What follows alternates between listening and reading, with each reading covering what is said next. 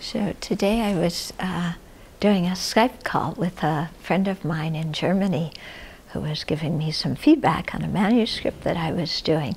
And so in the middle of the call, Maitri, our kitty, walked across the keyboard. She does this when she wants to go, she wants me to take her somewhere else.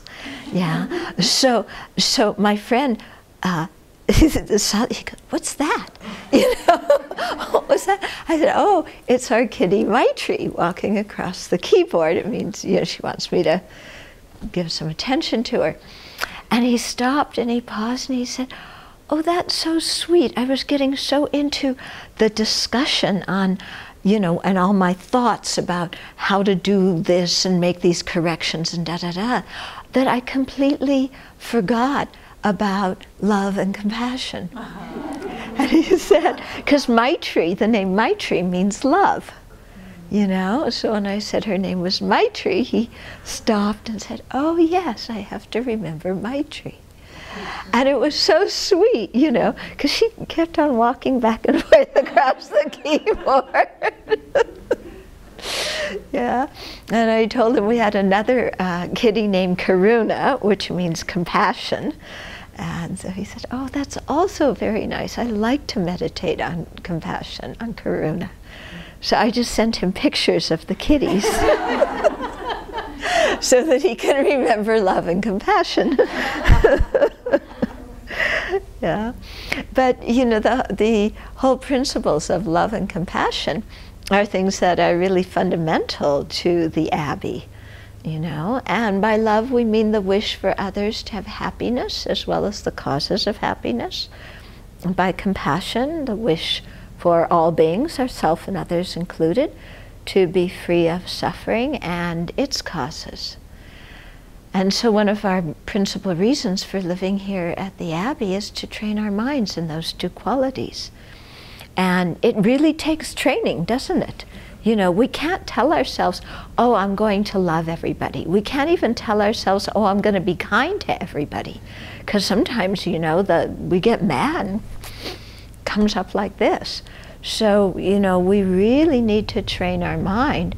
First, you know, learning about the disadvantages of anger and judgment and so on, and then how to actually transform those emotions and those thoughts, how to release them, and instead how to have a more open-hearted concern for everybody, no matter who they are. Yeah? And I think that idea of an open-hearted concern for everybody, no matter, you know, what race, ethnicity, political party, you know, species and so on they belong to, that is a principle shared by all the world's major religions. You know, to really open our heart and see every living being as valuable.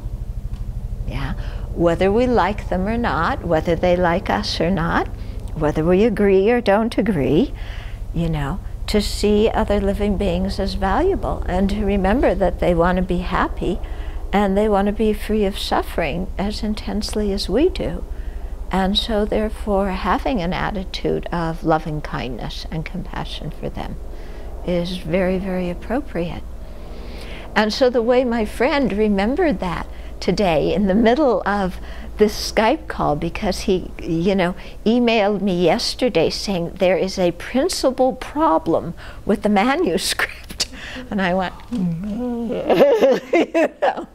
But it was so beautiful because the way he explained it, I could take it all in, I could hear it, I agreed with him.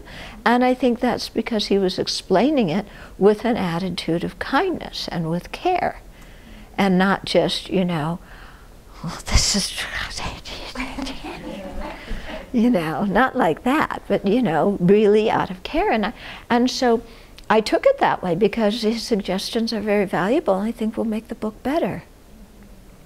So, yeah, so we have to thank Maitri. Okay.